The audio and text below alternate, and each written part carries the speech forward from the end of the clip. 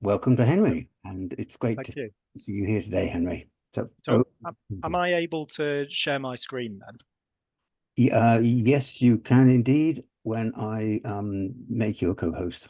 So you should be okay now to share your screen. Yeah. Okie doke. I will just screen two.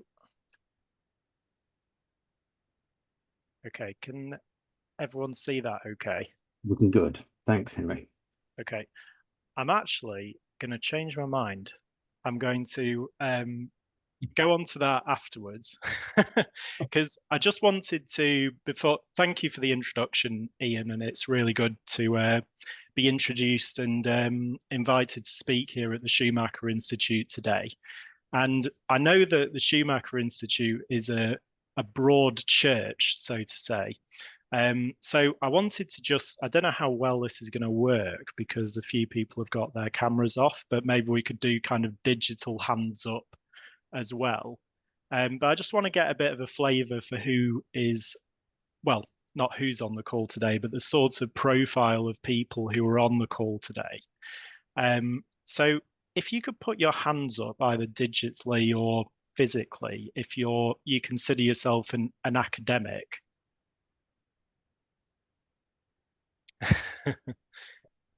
Okay, so probably what's that, five or six? And then if you could leave your hand up if you're involved in food and farming as an academic. Oh, we got one person. Oh, they've gone.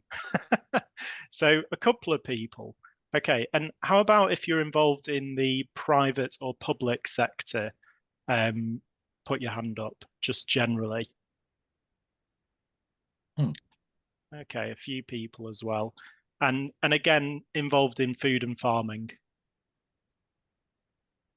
So we got quite a few people in that sector. That's useful. And have we got any farmers on the call? Excellent. So we've got a three. Are there any people on the second page? So we've got about four people. And then finally, this is just for general interest. Have we got any artists on the call, or who you would consider yourself to be an artist? Okay, so a few people.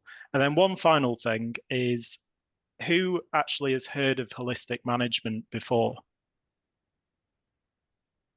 All right, so quite a few, probably about half the call have heard of it. That's really useful to know because some people never heard of it, and then I need to start from scratch. So, okay, I will start my presentation now. Thank you for that audience participation start to things.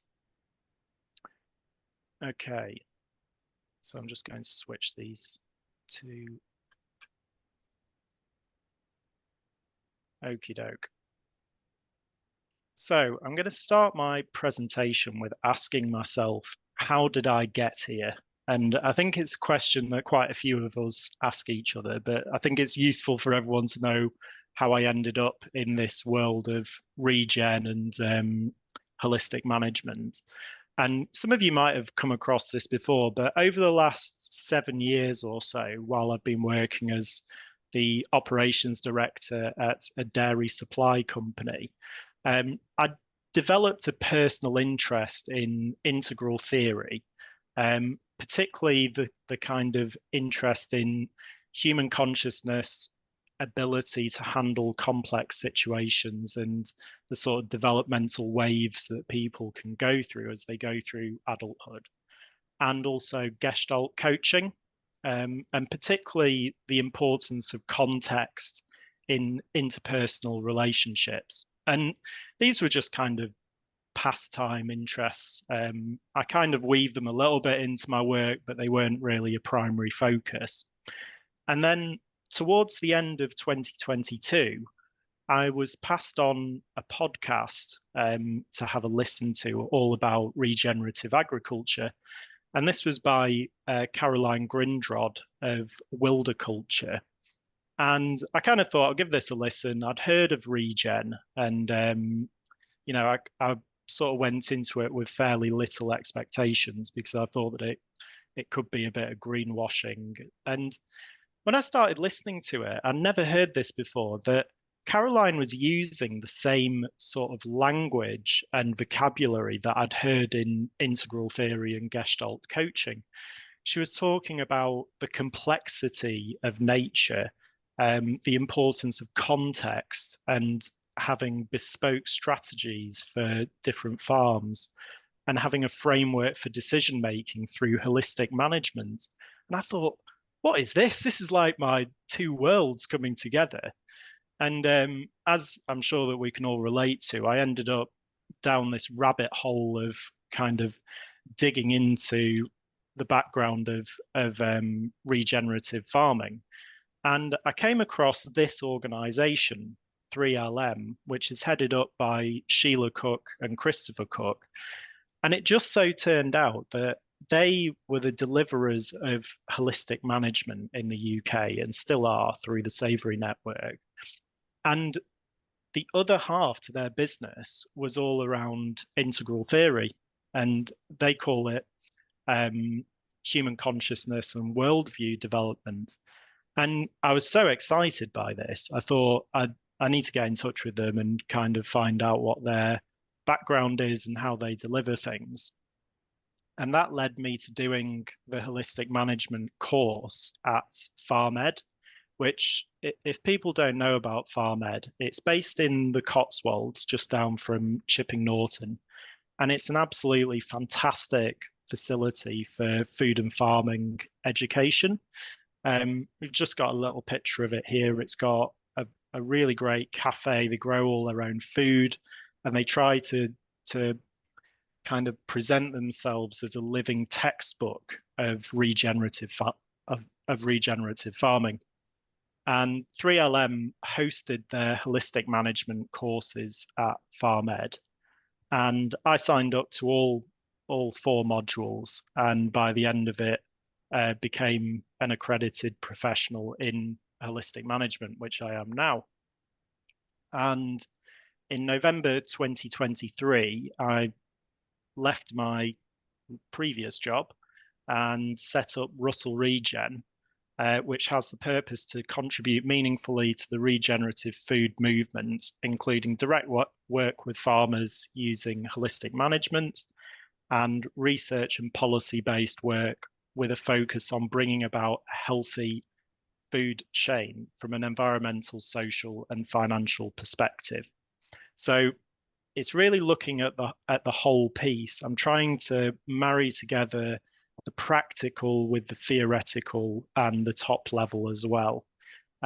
So for the rest of this presentation, I'm going to be talking about holistic management specifically. But if there's anyone who wants to talk to me about the kind of research, policy-based work right the way across the sustainable food chain, I'll have my contact details up at the end, and please get in touch and we can have a follow-on conversation. So right from the outset, what is holistic management? Well, it presents itself as a decision-making framework for balancing the ecological, financial, and social needs of complex systems, including land custodianship. And it was originated and founded by this chap, who is Alan Savory. And a few of you might have come across Alan Savory before. He is, I think he's 88 at the moment, and he's had an extremely varied career which spans politics, the military, conservation, ranching, and then his more recent history has been to do with the Savory Institute and heading that up. And during the early part of his career, he had 4 key insights which led to the development of holistic management. The first one was around holism, and where, in terms of Alan's experience, so he was working as a conservationist and as an ecologist in northern Rhodesia, which is present-day Zambia. And what he was finding was that they were introducing interventions to try and heal the land, and it was leading to unintended consequences. And he made a series of fairly high profile mistakes, or it was perceived publicly as mistakes. And he was scratching his head and trying to work out what was going wrong with this. And then at some point, he read the Holism and Evolution book by Jan Smuts, which was written in 1926. And it was like a light bulb went off in Alan's head, because he suddenly realized that if that nature functions in wholes and patterns, and that everything affects everything. So if you intervene on one part, it affects all the parts in the whole. So he then this was and still is the foundation for holistic management, that you need to consider the context of the situation whenever you're introducing interventions or decisions. The second key insight that he had was all to do with what he called brittleness. And this is the brittleness scale. And here we're focusing on the distribution of rainfall across the year. So it goes from 1 to 10, where 1 is a rainforest, that's perennial rain all the way through the year. And a 10 is a desert where there's absolutely no rainfall. So if we take the UK as an example, that would be a 2 or a 3. I think if you're in Lancashire where I am, it'd be a 1.5. And maybe if you're in East Anglia, it's closer to a 3.54. But the whole of the UK is pretty wet. And the importance of this key insight that he found was that if you use the same intervention, the same tool in a brittle and a non-brittle environment, they can have extremely different outcomes. So probably the most stark of these is the tool of rest.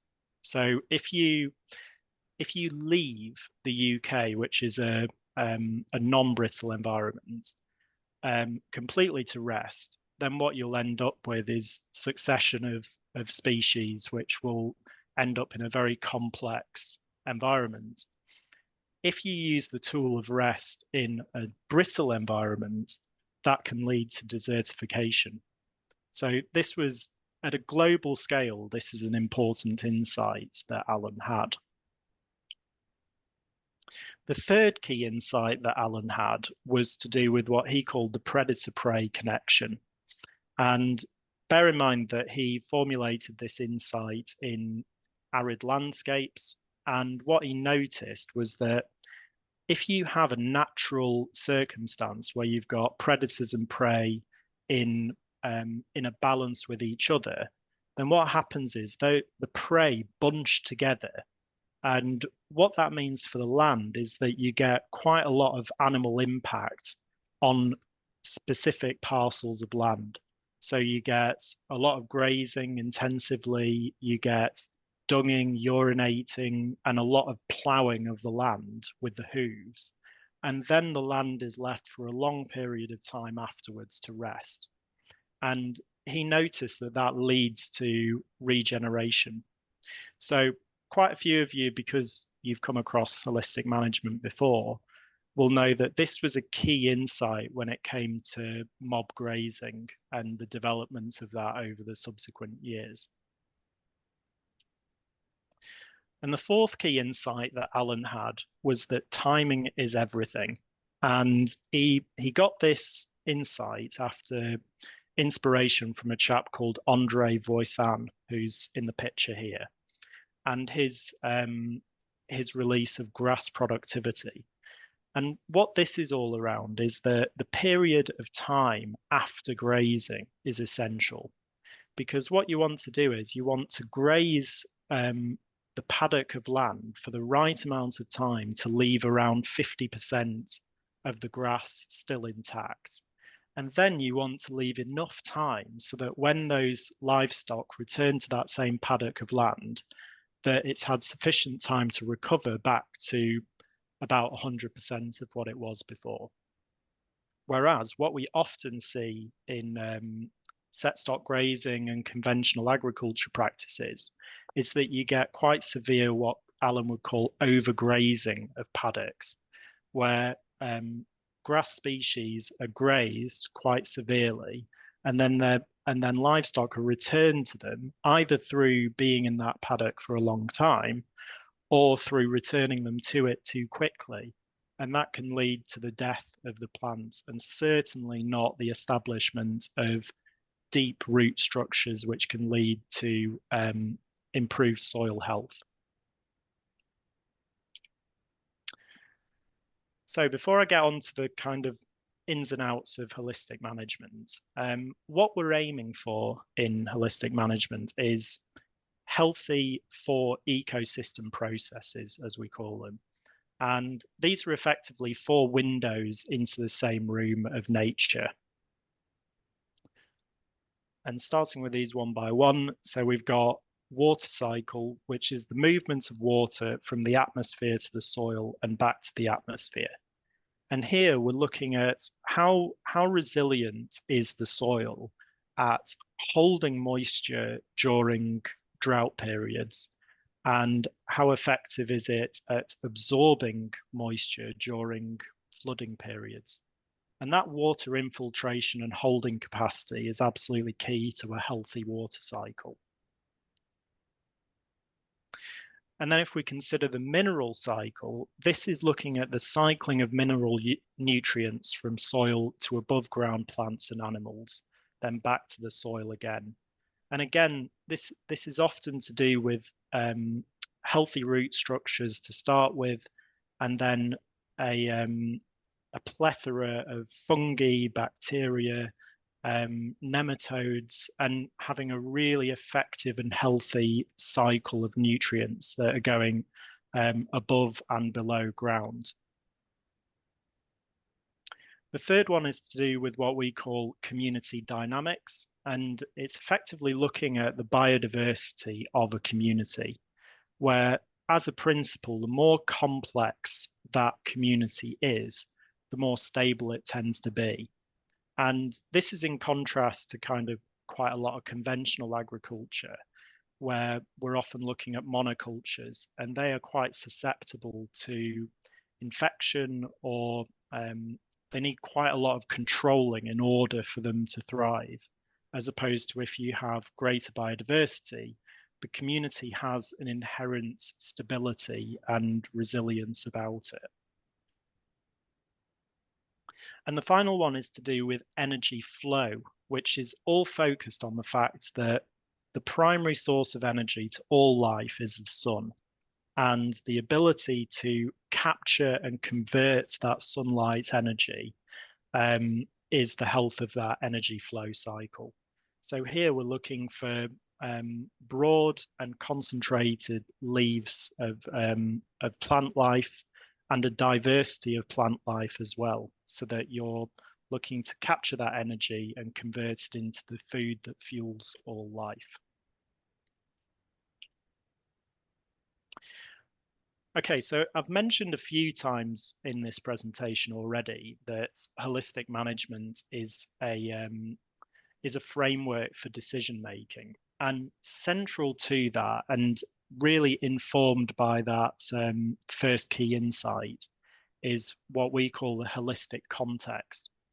And what we're looking to do here is, as a first step, we're defining the whole under management. Now, as Jan Smuts identified, there are no boundaries in nature. They're a human construct. However, for the purposes of holistic management, we need to form an imaginary boundary around what we're looking to manage, and identify the key decision makers, resource base, and money sources of that whole under management. So starting with decision makers, the easiest way to do this is to say who has veto power, who could say, no, we're not doing this, and you had to listen to them, as opposed to someone who maybe says, I don't want you to do this, and you say respectfully, I'm going to carry on. So working out who your decision makers are is a key first step. And the second is your resource base. And effectively, this is just a list of what you have in terms of physical resources. So land, other assets from which you derive revenue and support, and also human resources. And these are the people I was referring to in the first part, where, this could be neighbors who your activity could impact on, but that don't have veto power. So they're still very important people from a social perspective, which all feeds into the holistic management framework and the decision-making process. And the final one is money. So Ian said straight from the outset is that we're looking for environmental and financial sustainability.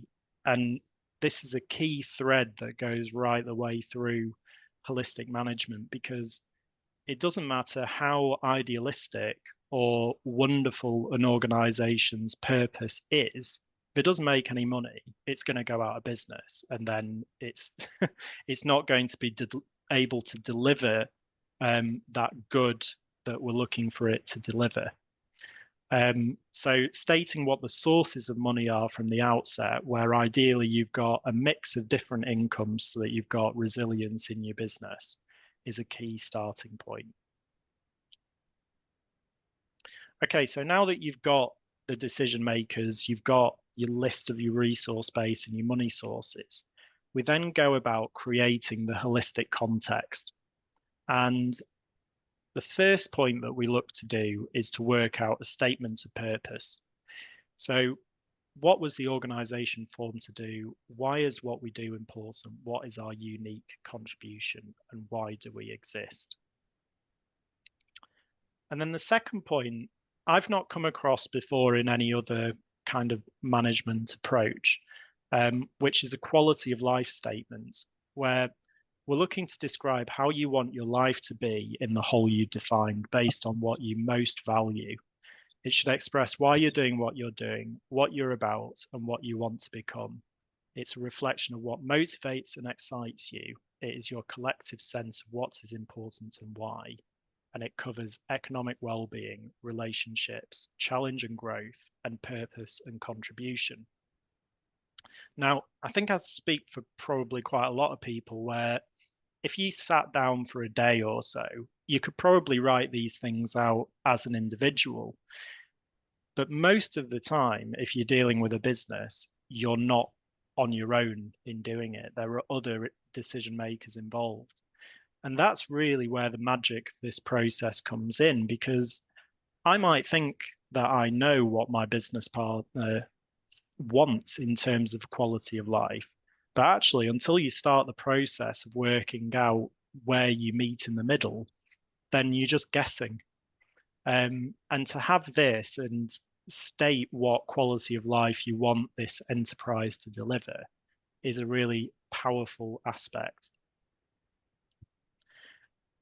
And the final point is the future resource base. So here we're future setting our vision and looking far into the future, 20 to 50 years, and identifying how we must behave to ensure that the support of the people in our current resource base and those whose future support we may need.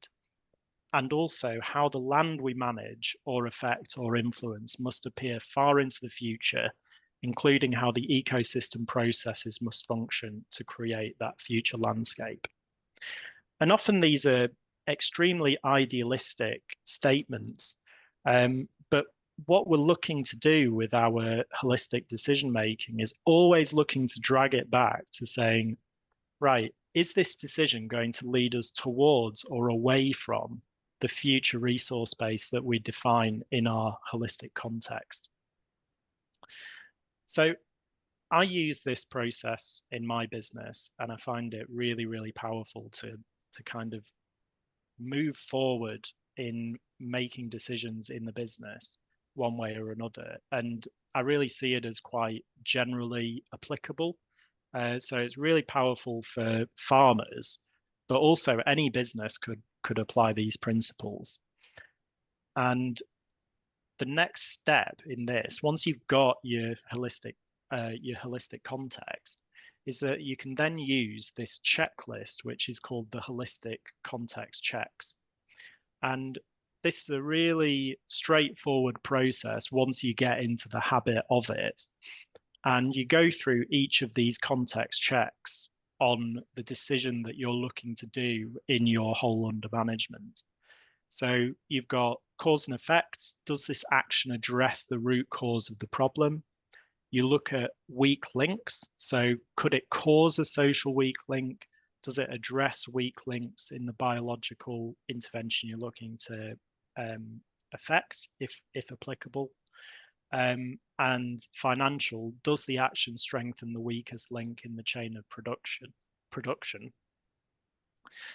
The third one is marginal reaction. So if you have two or more actions you're kind of weighing up in your head, which one provides the best bang for your buck in terms of time and money invested?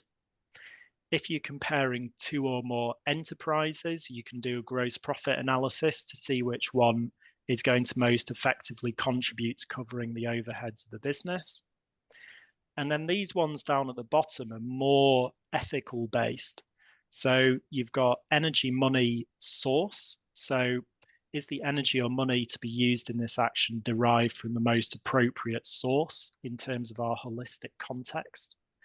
And you've got energy, money, use. So will the way in which the money or energy is used be in line with our holistic context?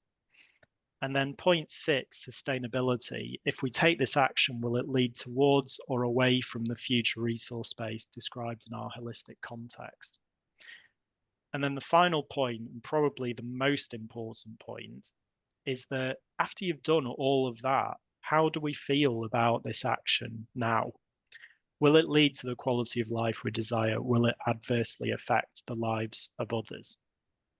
And then if you get to the end of that and you go, right, we're going ahead, it's in line with the holistic context, it's going to deliver the best marginal reaction, you set a monitoring criteria. And again, when you're working with complexity, you're inherently acknowledging that emergence is at play. So you plan as best as you can, but you don't actually know how it's going to respond until you actually take that action.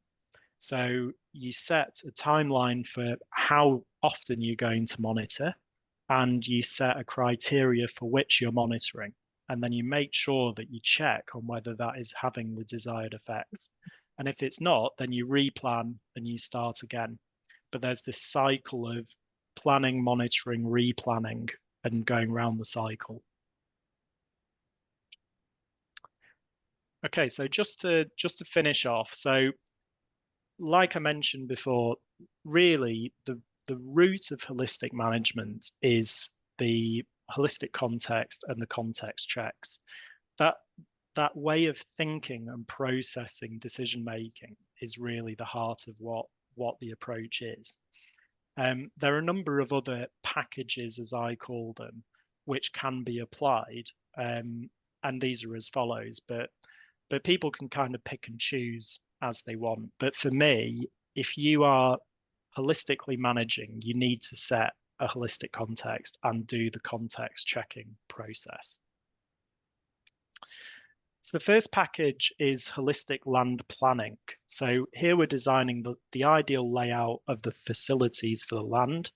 This involves a lot of looking back and asking, what do we want the land to become? So what does the land want to become?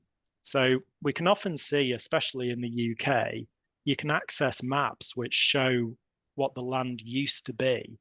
And actually, if we think of land as its own ecosystem, its own sort of life form, then it wants to become a certain type of land. And if we know what that is, then we can address our management and our planning accordingly. And then we're not fighting against nature, we're working with it.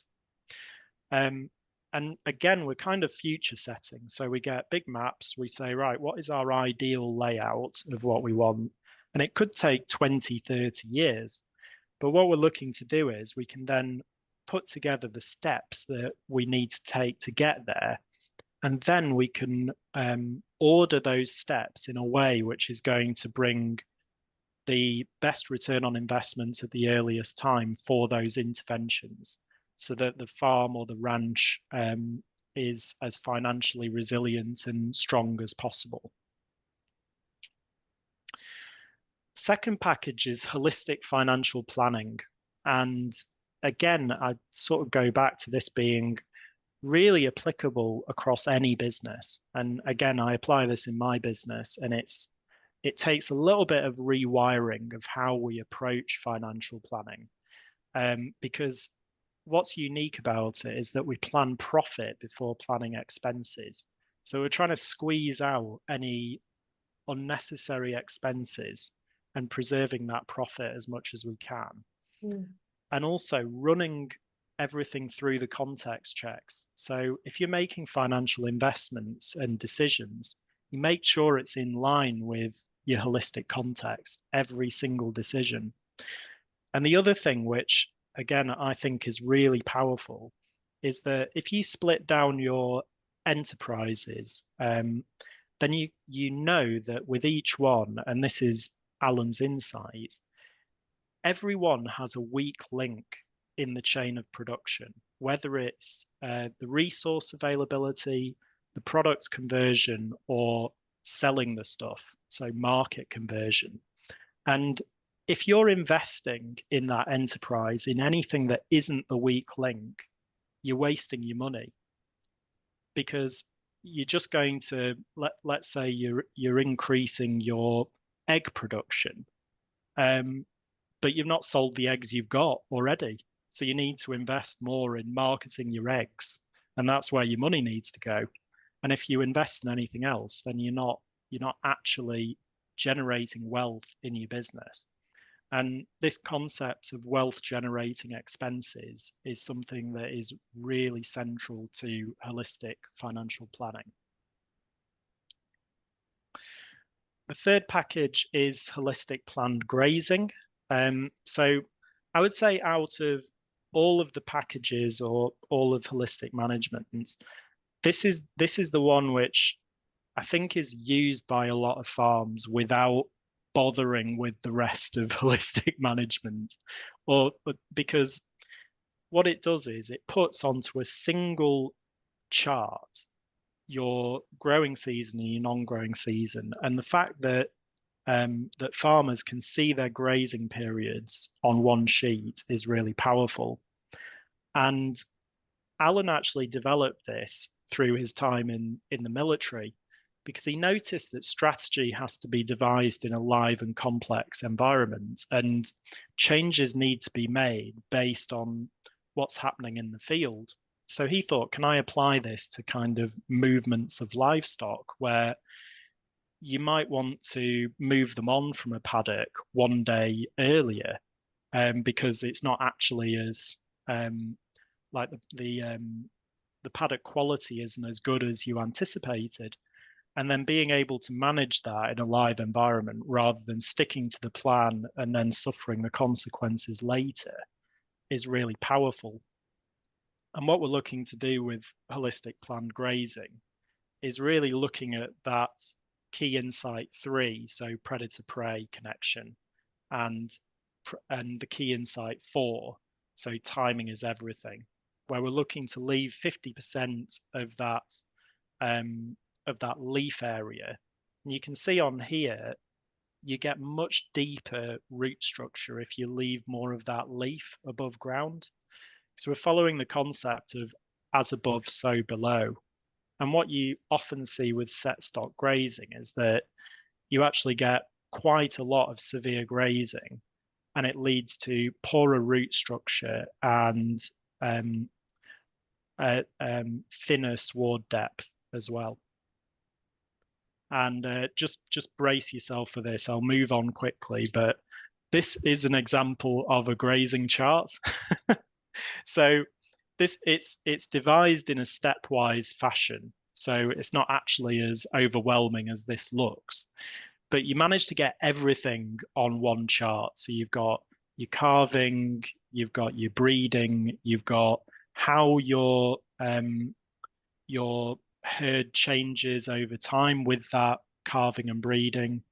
You've got your paddock quality in terms of what the grass quality is like.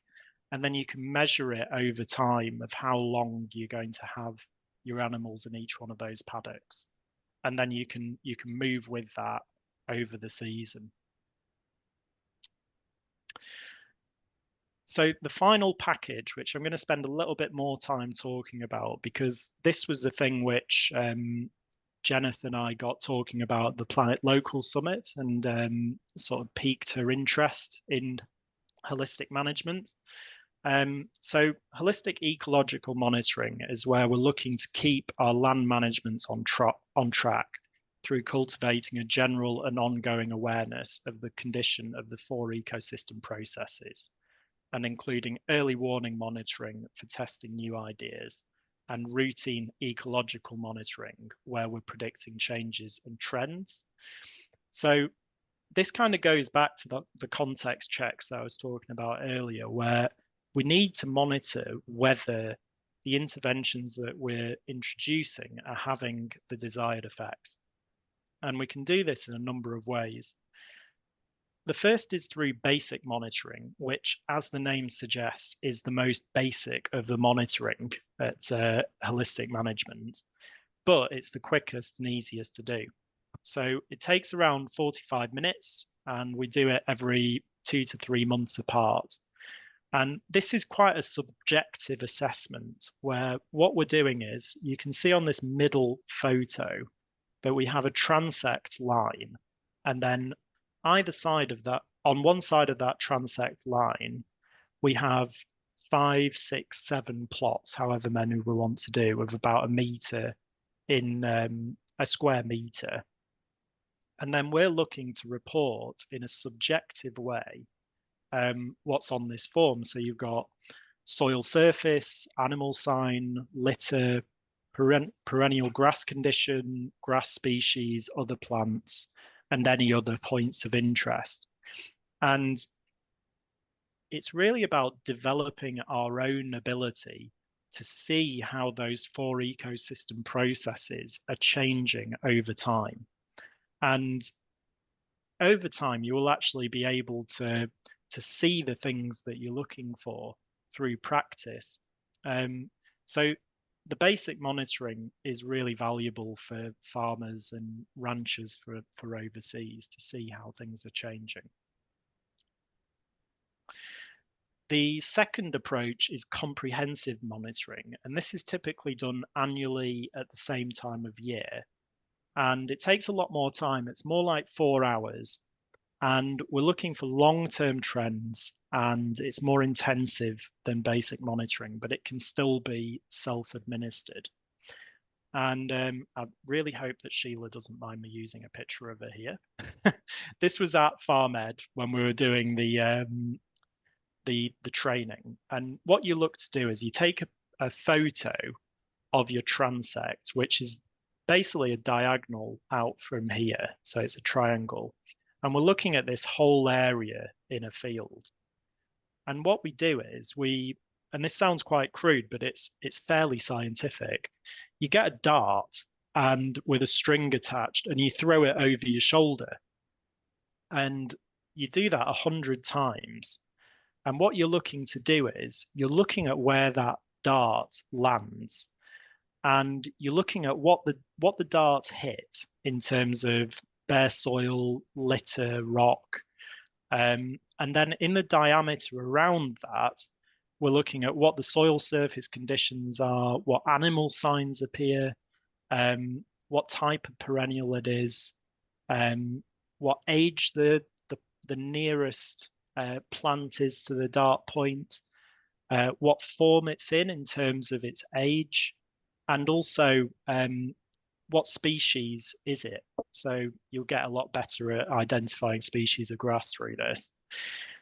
And then at the end of that, you get out of 100 your grasses, your rushes, your forbs, your shrubs, your trees, your cover and capping, your evidence, your characteristics, and your age and form.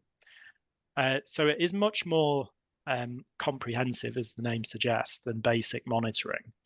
And it does actually give you something which is quantitative to go with the qualitative analysis. And for those of us who like spending money and really like very accurate data, you can also go for what's called ecological outcome verification. So this is a scientifically validated and fully objective approach. It's carried out by accredited professionals from Savory, and it normally has an intensive background baseline assessment, so soil carbon, soil health, water infiltration, and biodiversity, and it's repeated every 5 years. And in the intervening years, a more basic but still objective assessment is carried out to detect early signs of change. So I don't know if Jennifer's on the call, but hopefully that's a kind of good overview of how we go about ecological monitoring.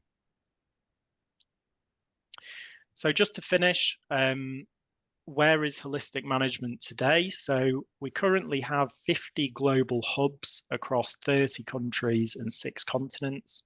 There are 29 million hectares that have been transformed, 22,000 people trained, estimate 500 farms in the UK that are currently using the holistic management framework comprehensively, but I suspect many more using the individual tools rather than the full process.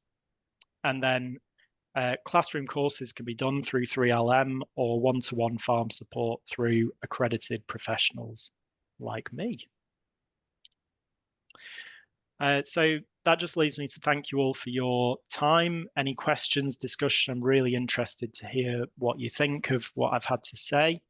And also, if anyone wants to contact me directly for any questions, collaborations, if you want to talk about the research and policy work that I'm doing as well, please send me an email. I'm on henry@russellregen.com, and my mobile number's there as well. Thank you very much. Well, thank you, Henry. That was absolutely excellent. I love the idea of throwing the dart over the shoulder.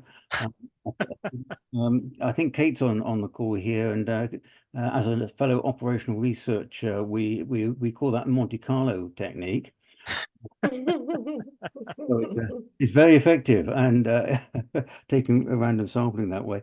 I'm actually overwhelmed by some of those ideas that were coming out of that for me, and I have a couple of questions later, but I'd like to throw it open to everybody else at this point. And we've had a couple of comments in the chat here.